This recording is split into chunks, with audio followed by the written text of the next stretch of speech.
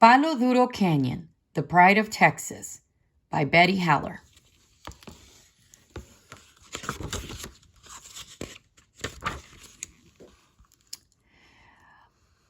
Along the plain southeast of Amarillo, Texas, lies a vast, gorgeous hidden canyon that is the pride of Texas. This huge formation, called Palo Duro Canyon, is the second largest hole in the ground in the United States. The largest is the Grand Canyon. It has been said that if someone could take its 1,200-foot depth and stack it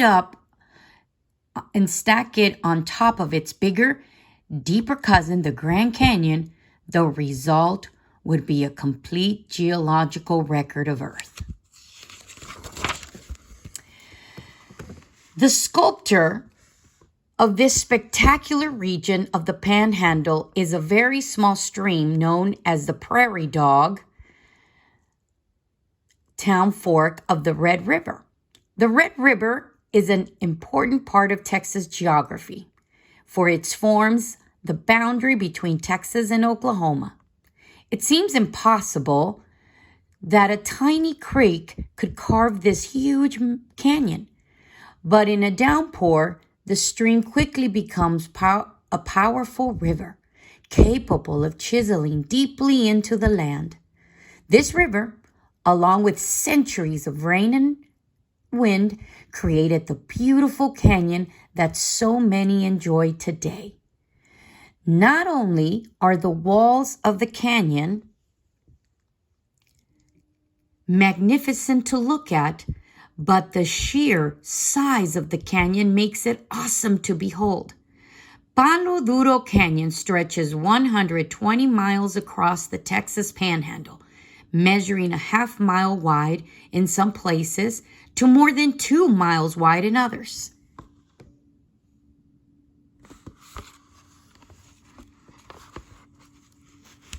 The canyon is young by geological standards, only 1 million years old. However, the bottom most exposed layer dates back 250 million years. Ancient seas covered what is now the canyon floor, depositing red and gray shales, clays, mudstones, and sandstones. Evaporation caused layers, strata, of the white gypsum to be formed throughout the clay. As time passed, white gypsum, yellow, gray, purple, and lavender shades of their layers of sandstone were deposited on top of one another. Then, when the fork of the river cut through it all, the splendid colors were revealed.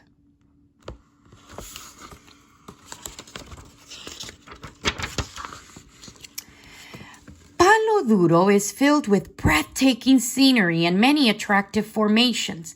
The most common ones are multicolored arrangements of rock that flare outwards at the bottom of the cliffs. They remind travelers of the beautiful skirts of a Spanish dancer, and therefore they are called Spanish skirts. The best known and most famous landmark of the canyon is called the lighthouse.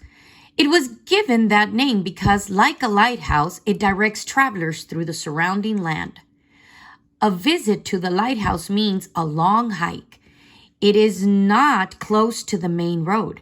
The trail is about 4 miles round trip by foot or horseback. The lighthouse and other unusually shaped rocks left from erosion are called hoodoos. Lighthouse. Another fascinating and well-known formation in the canyon is located at the top of a cliff. The formation is called the Sad Monkey because that is exactly what it looks like. For a time, an active railroad by the same name offered visitors a 2-mile ride into and around the canyon. Do you see the face? Interesting. And again, boys and girls, no one carved that. Wind and water did that. Capitol Peak was also named because it resembles the Capitol Dome. It is a landmark often used by hikers and riders as a guidepost in case they get lost. To the east of the Capitol, on the very same cliff is a sleeping Indian. As one might expect, it is very much resembles a sleeping Indian. I don't know if you can see. Here's the head of the Indian and the body, and it's laying on the ground. Can you see it? Let me zoom in. I hope you can imagine a sleeping Indian. Wow. But it was not sleeping Indians who first settled in the canyon. Several very active tribes made their camps in the canyon for hundreds of years before the white man came. The Comanche, Kiowa, Cheyenne, and the Apache were very skilled hunters. They killed many buffalo, which provided most of their essentials.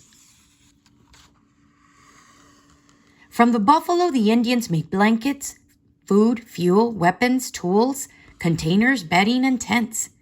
The bows and arrows with which these Native Americans hunted were made from the hard wood of the numerous juniper trees in the canyon. Native Americans are credited for naming the canyon Palo Duro, words which mean hardwood in Spanish.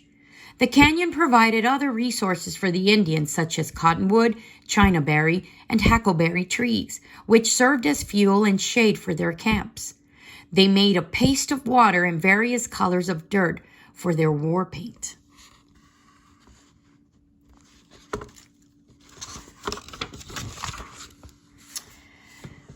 The region was dominated by Apaches in the mid-1500s to 1700. But even before the reign of the Apache, Europeans had visited Palo Duro. The first Europeans to see the canyon were Francisco Vázquez de Coronado and the men in his expedition. As he and his followers traveled up from Mexico through present-day New Mexico, they spent 2 weeks camping in Palo Duro in 1541. History records that they were on their way to what is now Kansas, searching for the fabled 7 cities of Cibola. Coronado found 2 tribes, the Querechos and the Teyas. He found these tribes easy to overtake. The Spaniards were interested in these Native Americans and taught them about horses and hunting. Some believe that the early explorers shared a feast with the Indians and offered thanks to God, possibly making this the first Thanksgiving in American history.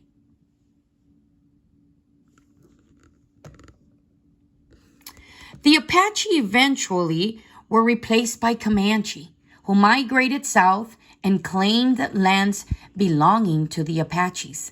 The Comanches loved the canyon, for it provided buffalo, water protection from cold winter winds, wood for fires and poles, and excellent campsites. These warring Indians became much more effective hunters with the aid of the horses that they have been brought over by Spanish explorers.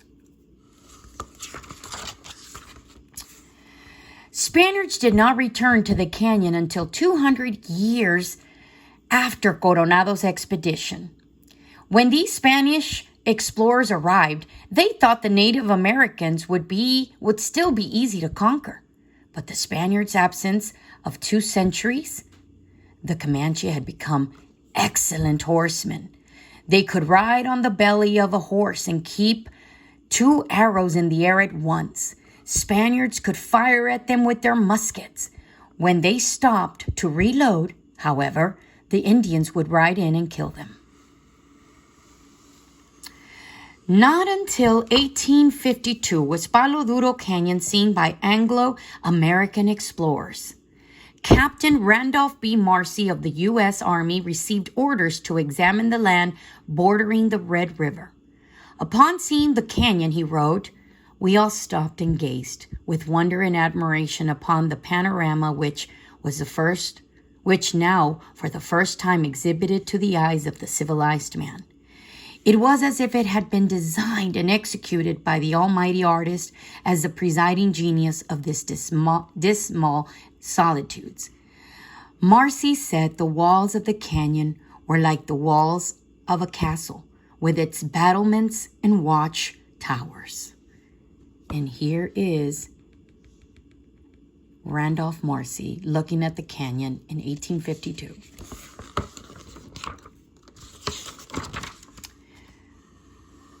Comanches continued to control the canyon.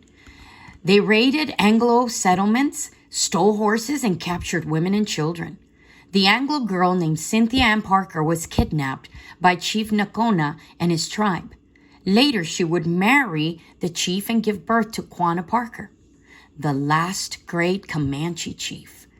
Even though they dominated the area for more than a century and a half, the Comanche were weakened by diminishing buffalo herds.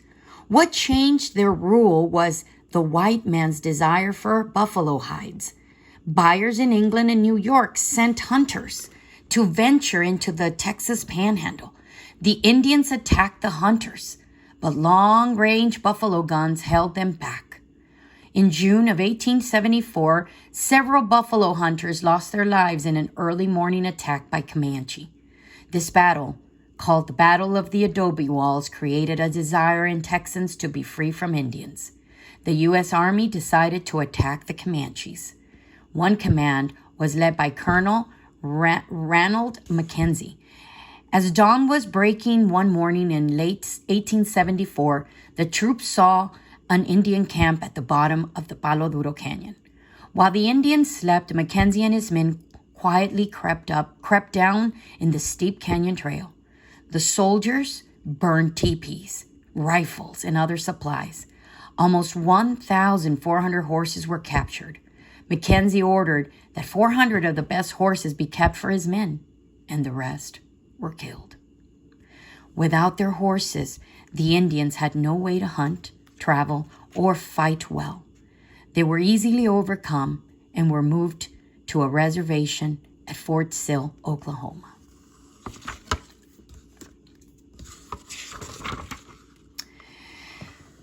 Wow, look at him. Very famous man. In 1876, Colonel Charles Goodnight became the first permanent white settler in the Texas Panhandle. Goodnight was raising cattle in Colorado, but problems arose when sheep herders began running their sheep on his land. A Mexican mustanger, a man who tamed wild horses and sold them to cattlemen, had stumbled upon Palo Duro Canyon and told Goodnight it would be a great place to run cattle. It was perfect in every way. The cliffs were too steep for the cattle to climb, so Goodnight wouldn't need fences or guards to protect his herds. The road that visitors travel on through the canyons today is the same as Goodnight's trail. It is the same trail that Indians traveled before Goodnight came through. And here is Charles Goodnight. And his ranch, where he owns cattle, is near the Palo Duro Canyon. When Goodnight and his men arrived in 1876, it took 2 days for them to drive 1,600 cattle down the trail and into the canyon. They had to dismantle the wagons and bring them down in pieces on mules and put them back together at the bottom. Upon arriving at the base of the canyon, they spotted a huge herd of buffalo. Do you see that? Hidden behind some trees. The buffalo would need to be moved because there wasn't enough grass for both the buffalo and the cows to eat. The men began shooting to the sides of the buffalo, which caused the herd of 10,000 to stampede. Red dust rose to the plains above, and the echoes of hoofbeats were unbelievable, Goodnight reported. There's never been such a sight and probably never will again. Charles Goodnight picked out a beautiful location of 12,000 acres for his ranch, but he needed money to buy the land. His problems were solved when he met a wealthy man named John Adair. Through this acquaintance, the J.A. Ranch was born. Adair supplied the money and Goodnight became the ranch manager. The size of the JR Ranch reduced over the years, but it remains the oldest privately owned cattle ranch in the Panhandle region. The amazing story of Palo Duro Canyon is a great part of the history of Texas and the Panhandle. The canyon's beauty and vastness helps contribute to the world's view to this awesome site. The Indian, explorer, buffalo hunter, soldier, rancher, and farmer are all part of that image.